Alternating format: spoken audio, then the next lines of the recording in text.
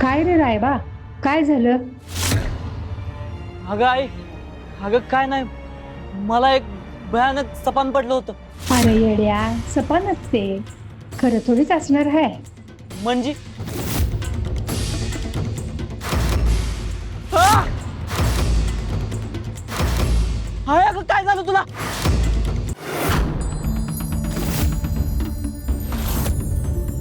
बरं झालं नाही तुम्ही काल हाती घेतलेलं कार्य अगदी निर्विघ्नपणे पार पडलं. अर्थात देवी एखादं कार्य हाती घेतील आणि ते पार पाडणार नाही असं कधी होईल का? तुळजा भेटेलच आता.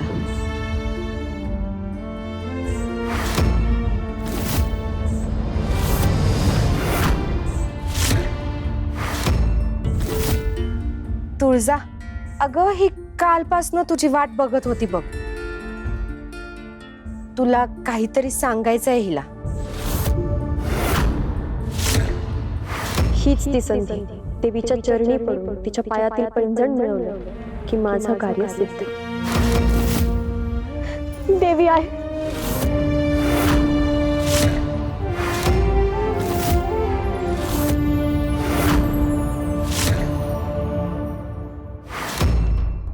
काय झालं?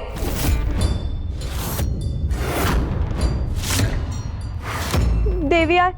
ती आसूर लोक माझ्या मागं लागले. मला महिषासुराच्या दरबारात घेऊन जायचं म्हणतात. मला वाचवा देवी आहे. मला वाचवा, मला वाचवा.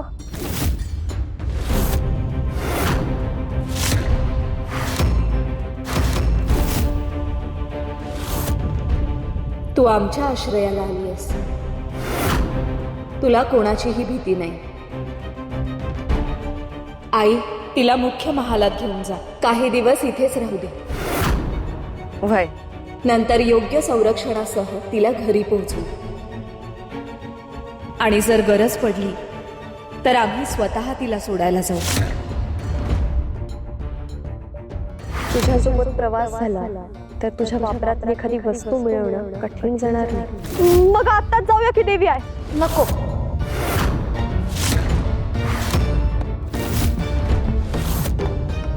म्हणजे देवींना सध्या इतर महत्वाची कार्य आहेत.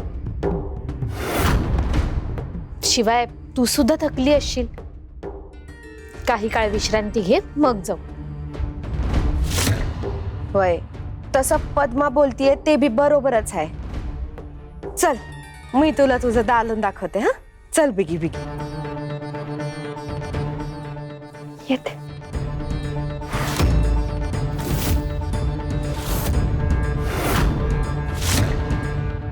पद्मा, तू तिला असं अचानक थांबायला का सांगितलंस? माहिती नाही देवी, परंतु तिच्या वागण्यात मला काहीतरी विसंगत वाटत होतं. नक्की काय ते नाही सांगता येणार मला. ती मनुष्य आहे याची आम्हाला खात्री आहे. आणि प्रत्येक चांगल्यात थोडं वाईट आणि वाईटात थोडं चांगलं दडलेलं असतं. पुरावा नसताना असं संशय घेणं योग्य नाही. अव देवी, तुम्ही ते समजा राहू द्या आता. तुम्ही फक्त आपल्याला जिथं जायचं आहे ते आठवा. कुठे कुठे जाणार आहोत?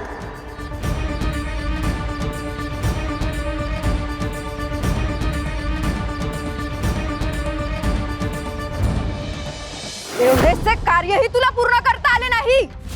पर देवी मला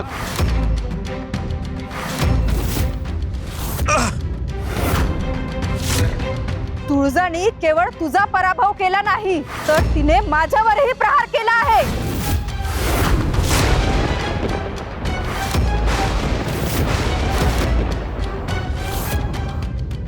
माझ्या शक्तीचा मार्ग काढण्याचा तिने प्रयत्न केला आहे.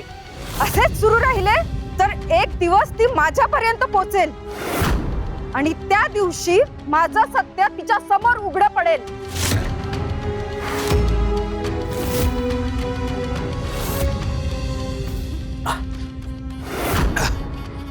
देवी, हा एक डाव हुकला म्हणजे समजा संपलं असं नाही. एक इकार हारलाय. अजून 3 इकार आपल्या हातात आहेत. यावेळी जशी चूक झाली तशी चूक परत व्हायची नाही देवी. ह्या वेळी चूक होणार नाही, कारण ह्या एका चुकीची किंमत आपल्याला खूप महागात पडेल. होय देवी. पर देवी तुम्ही आता काळजीच करू नका. अहो तो बाळू आधीपासूनच त्या तुळजाचा भक्त होता. पण आता आपण ज्याच्यावर वार करणार आहे ना तो तिचा भक्तच नाही, जनाबाईचाच दुसरा पोरगा. लय भित्रा आहे. काल बाळूची अवस्था बघून त्याची घाबरगुंडीच उडाली होती. भयाचं बी पेरायला त्याच्यापेक्षा दुसरा चांगला माणूस भेटायचा नाही.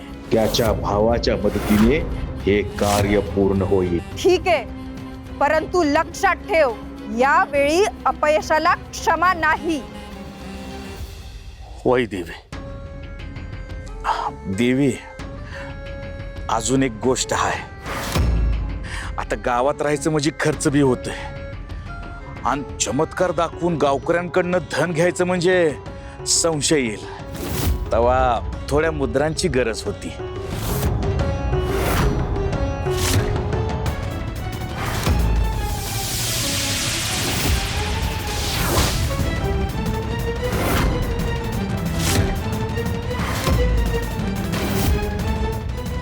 घे.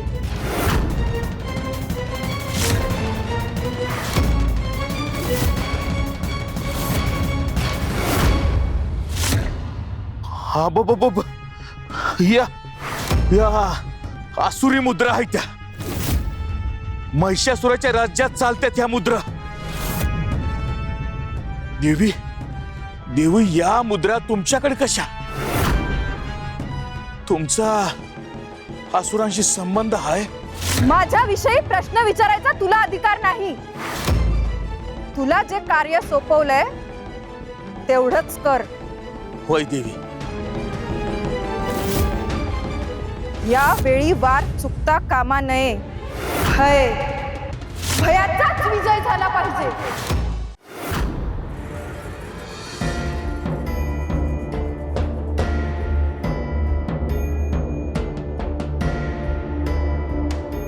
देवी, आपला शोध अखेर संपला. मंगलाबाईंचे पती इथेच आहेत. अखेर तुझ्या पतीचा ठाव लागला तर आता तुझी परीक्षा संपली. देवी, मला तर आता क्षणभर बी थांबवत नाही हाय बघा. कसं बी करून मला त्यासनी भेटायचं आहे. मग आता विलंब नको. तू आणि पद्मा त्वरित निघा.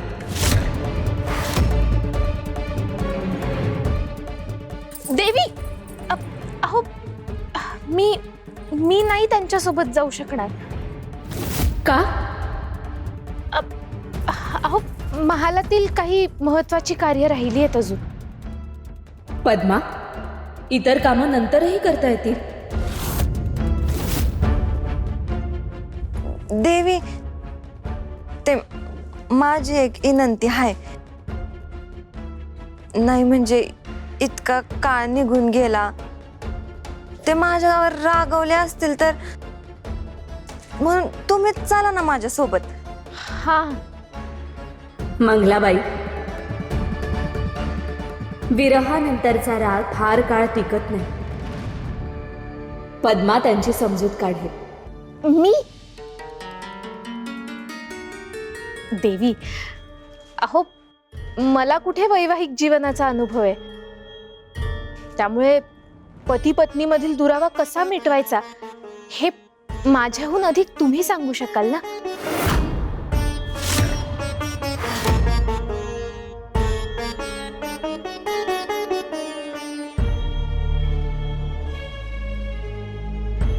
चला ना देवी. नाही म्हणजे तुम्ही जर माझ्या सोबत आलात तर मला बी धीर येईल. शिवाय अनेक दिवस झाले देवी तुम्ही महालाच्या बाहेर गेल्या नाही आहात. ठीक आहे, लगेच निघूया. आम्ही आईला सांगतो सगळी तयारी करायला. आपली पहिली पायरी पार पडली. आता नियतीच पुढील कार्य करेल. इतक्या दिवसांच्या विरहानंतर देवी आणि महादेव पुन्हा एकदा एकमेकांसमोर उभे राहतील.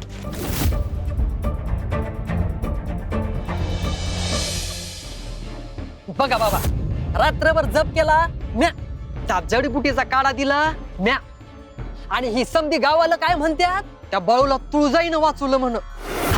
त्याला तुळजाई दिसली.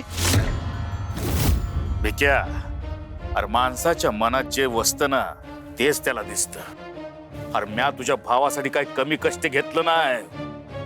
साक्षात मृत्यूशी म्या झुंज दिली म्या. आणि तुझा भाऊ त्या तुळजाचं नाव घेतो. ती तुळजा बी तशीच आहे म्हणा. म्हणून तर तुमच्या गाडवली बाबा, आणि तुमचं खरं सामर्थ्य माहितीये मला बाबा, आणि म्हणून माझ्या भावाला तुमच्या पायाखाली घालायला आलोय. ए रायबा इकडे. ह्यो माझा भाऊ व्यवहारासाठी गावोगावी फिरायला लागते. हाव पण जिकडं जाईल तिकडं भीतीनं थरथर कापत असतोय. हा, ये रे इकडे. अरे कसली भीती वाटते तुला? काय सांगू बाबा, रात झाली ना का जीवच दडपायला लागतोय. एकटं कुठं बी चालवतच नाही. कसला बी आवाज आला ना तरी काळीच धडधडते.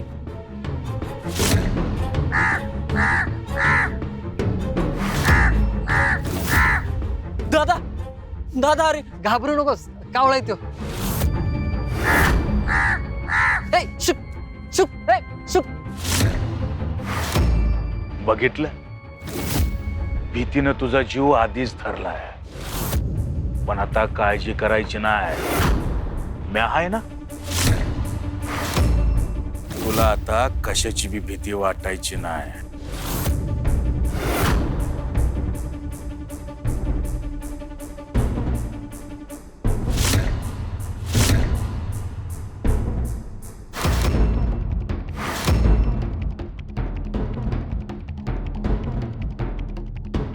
बाबा काय झालं होतं? अरे काय नाही रे, आशीर्वाद दिला मी तुझ्या भावाला.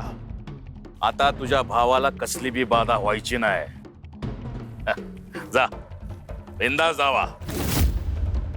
भुजंग बाबा की जय हो. आता सुरू होईल पुढच्या इकाराचा खेळ. भाय, रायबाच्या मनाला असं काय जखडल की तो स्वतःचा वैरी होईल. आणि या येळेला तुळजा बी त्याला वाचवू शकणार नाही. आजच्या रात्रीनं भयाचं राज्य सुरू होणार.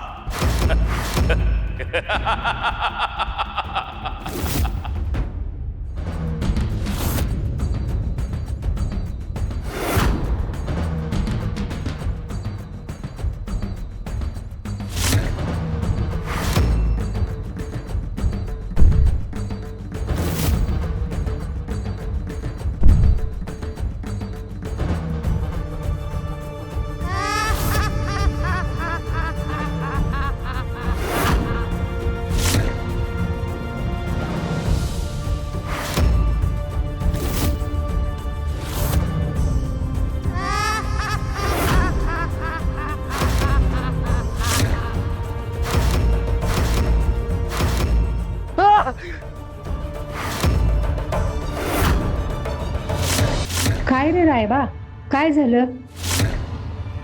अगं आई, अगं काय नाही, मला एक भयानक सपान पडलं होतं. अरे येड्या, सपानच ते. खरं थोडीच असणार आहे. म्हणजे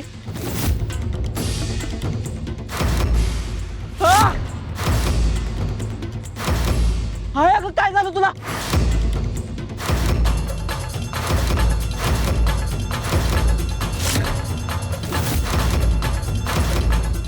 काय अगं, जवळ येऊ नको, लांब हो, लांब हो.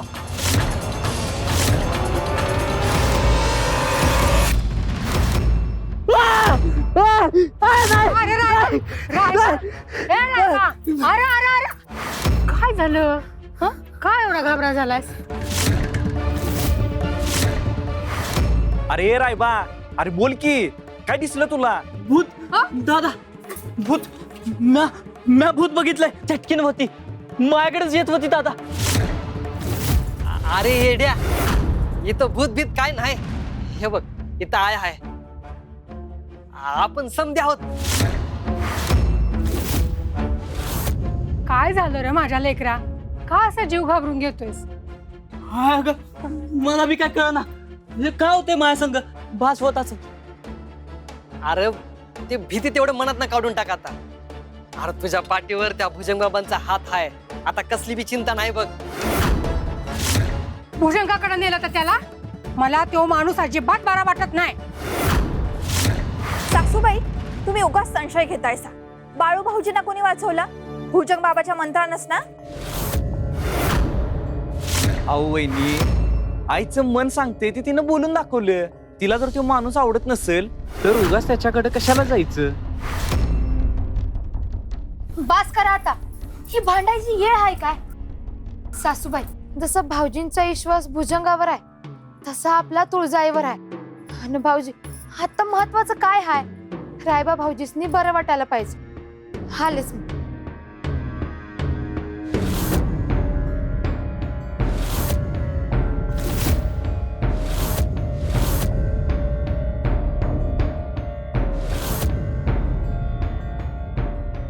हवं नका काळजी करू. तुळजाई हाय आपल्या संग. तुम्हाला काय बी होणार नाही. समद ठीक वय. भुजंगबाबा बी आहेत. ते आहेत तुझ्या संग. तुला आता काय बी व्हायचं नाही. भीती मनात शिरली की माणूस स्वतःचाच वैरी होतो असं म्हणतात. पण माझ्या मनात शिरलेलं हे भय मला कुठं नेणार आहे?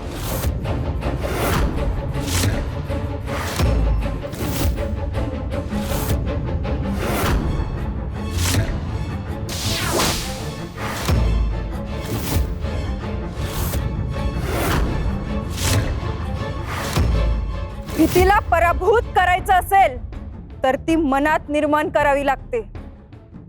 पण भीतीवर राज्य करायचं असेल तर तिचे मूळ मनाच्या सर्वात खोल अंधारात पुरावे लागते. घे.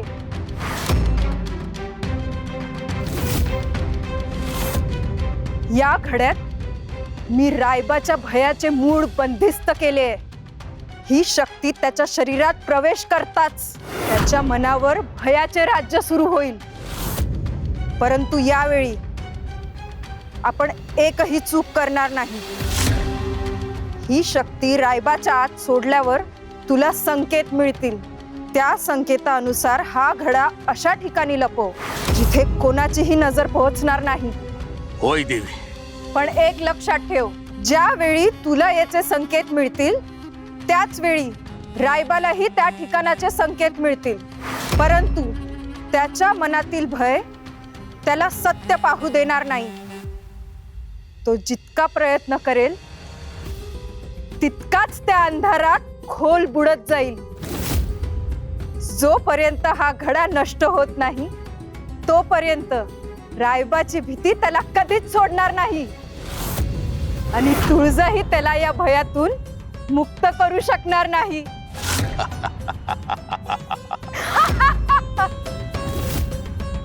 म्हणजे तुळजाला जर या रायबाला वाचवायचं असेल तर आधी ह्या घड्याला शोधावंच लागल.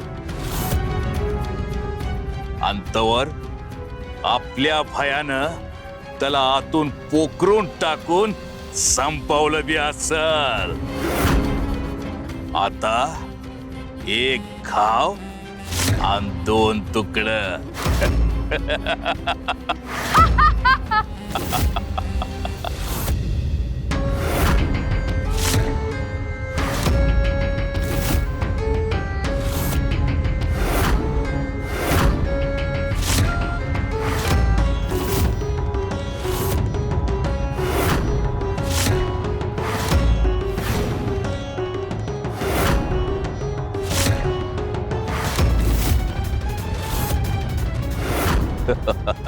हे समद पाताळ देवीने सांगितल्या परमानं घडतंय.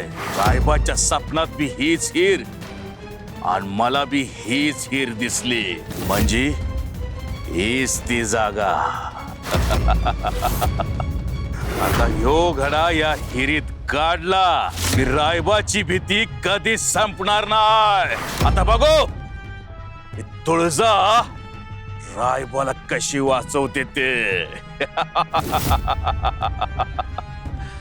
आता सुरू होणार भयाचा खेळ.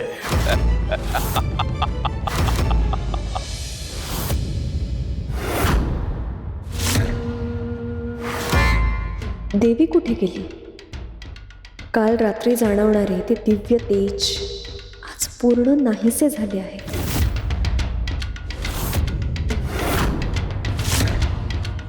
हा देवीच्या वापरातील पेला. देवी असो वा नसो, मला तिच्या वापरातील एक वस्तू मिळेल म्हणजे माझे कार्य झाले.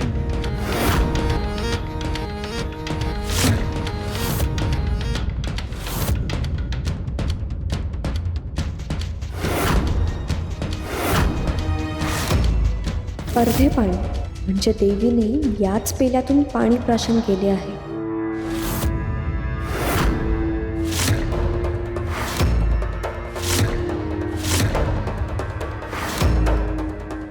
हे तेज हा निश्चितच देवीचा पेला आहे.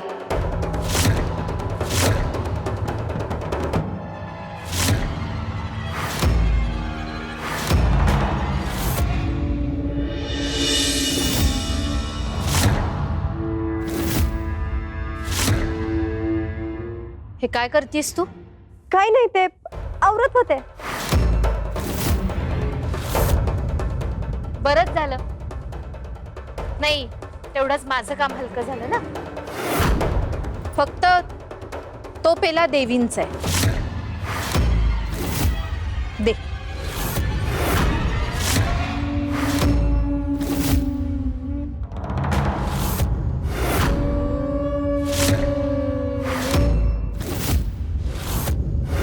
देवी महालात आल्या नाहीत का? नाही म्हणजे तब्येत वगैरे बरी आहे ना? अगं, तू आमची पाहुणी आहेस. पाहुण्यासारखी राहा, म्हणजे विश्रांती घे. आणि देवी महालात नाहीये. म्हणजे कुठे गेल्यात? बाहेर परगावी. मला बी न्यायचं होतं की. का? नाही म्हणजे देवीचा सहवास मिळाला असता ना.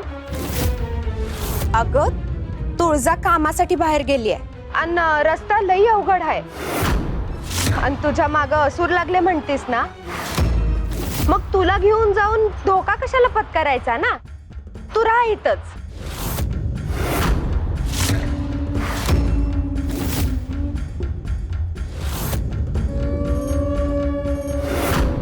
आणि हो, महालातल्या देवींच्या वस्तूंना हात नको लावूस. त्यांच्यामध्ये प्रचंड तेज आहे, तुला सहन नाही होणार.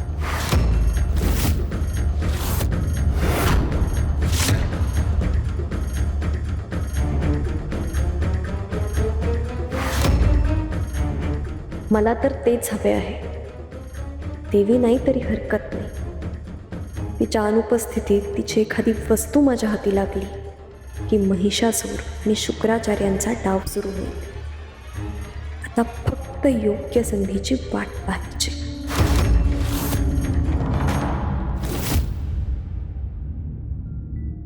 तुळजादेवी आणि लक्ष्मीदेवी अजून कशा आल्या नाहीत?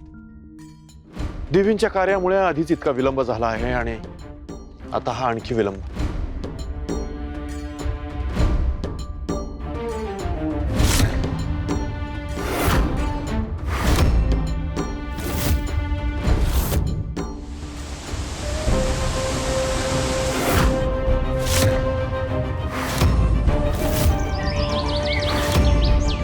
यव्वनातील स्पंदने बदलत आहेत.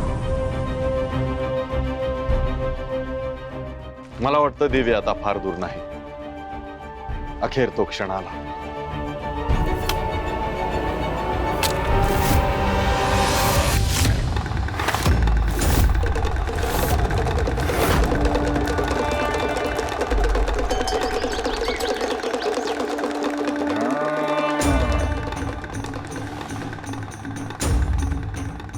हे स्पंदन, हे ऊर्जा, ही तर देवींची आहे.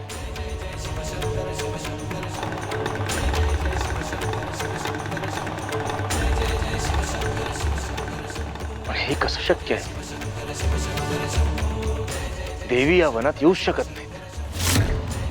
त्या दिवशी त्या लाडवांनंतरही आम्हाला असाच भास झाला होता. देवी इथे येणं अशक्य आहे.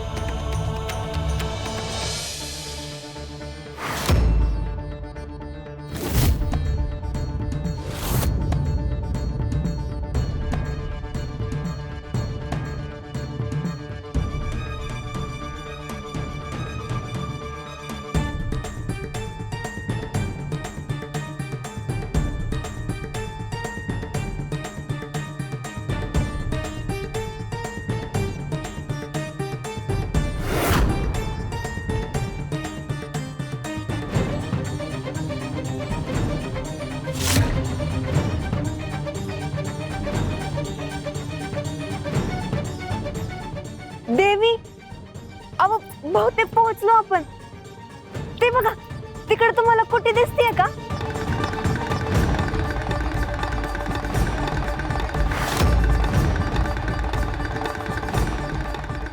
तिथंच असतील माझं धनी. चला.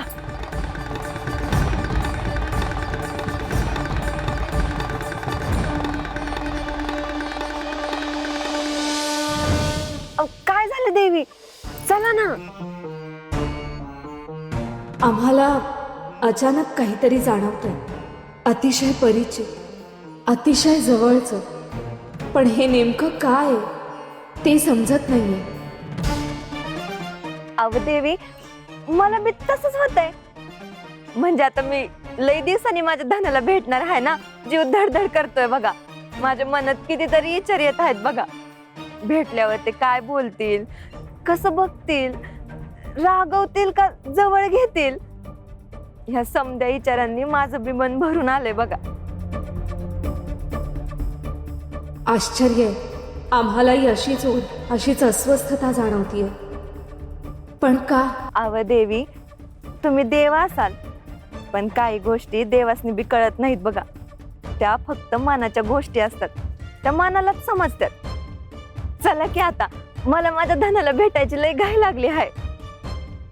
चला.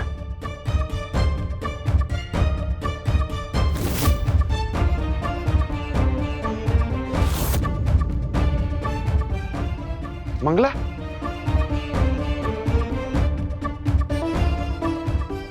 तू इथं कशी? धनी,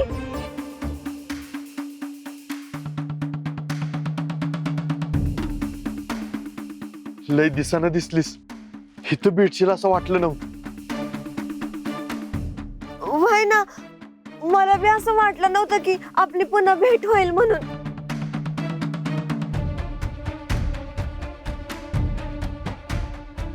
तुम्ही बाहेर का? तुम्ही आत या, आत या. ये मंगला, ये. दे, बसा. पर्णिका, पण